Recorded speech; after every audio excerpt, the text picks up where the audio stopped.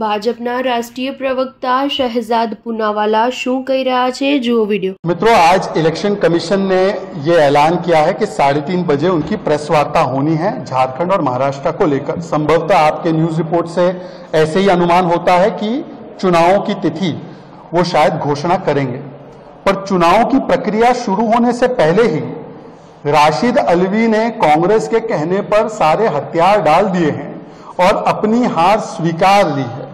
ये हार को स्वीकारने वाला बयान है और ये बहाना और एलिबाई एक्सक्यूज बनाने का जो प्रोसेस है, हरियाणा में तो चुनाव के हार के बाद शुरू हुआ, जहां पर ईवीएम पर दोष मढ़ा गया, पर यहां पर एडवांस में ही ईवीएम पर दोष मढ़ा जा रहा है, क्योंकि ईवीएम पर निशाना केवल बहाना है, राहुल गांधी को हार से बचाना है।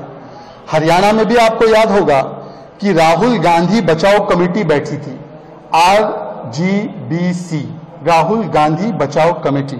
ये राहुल गांधी बचाओ कमेटी RGBC ने तय किया कि ईवीएम को दोष दो, फिर उन्होंने तय किया कुमारी सैलजा को दोष दो, सबको दोष दे दो, राहुल गांधी पर कोई आंच ना आन पाए, क्योंकि भारत जोड़ो यात्रा के बाद चुनाव दर चुनाव हारे, 80 से ज्यादा चुनाव हारे, पर राहुल गांधी अर्थात बेटा पर नो सवाल, इलेक्शन कमीशन के डेटा पर सब सवाल। यह बताता है कि कांग्रेस पार्टी किस बौद्धिक स्तर पर पहुंच चुकी है। जब तेलंगाना में ईवीएम से चुनाव जीतते हैं तब तेलंगाना में ठीक होता है, कर्नाटका में ठीक होता है, कश्मीर में ठीक होता है, जो पंजाब में जीते ठीक होता है, दिल्ली में जीते ठीक होता है, और जैसे ही हरियाणा में हार मिलती है तो ईवीएम को देते हैं गाली।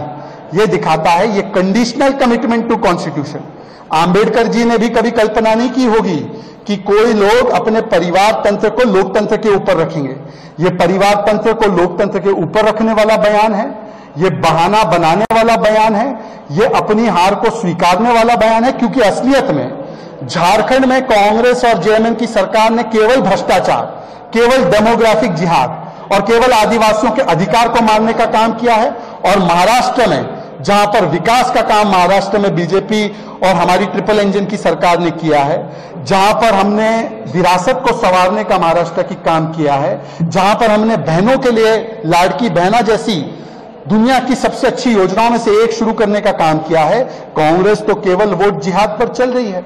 तो कांग्रेस के पास क्योंकि अब आ चुका है कि उनको चुनाव में हार मिलने वाली है, इसीलिए कांग्रेस पार्टी ने यह बयान दिलवाया है और पूरी प्रक्रिया, चुनावी प्रक्रिया पर सवाल निशान खड़े करने का काम करते हैं। यह दिखाता है कि जब चुनाव जीतते तब तो ठीक है, वरना चुनावों पर ही सवाल खड़े कर देते हैं। बहुत बहुत धन्यवाद।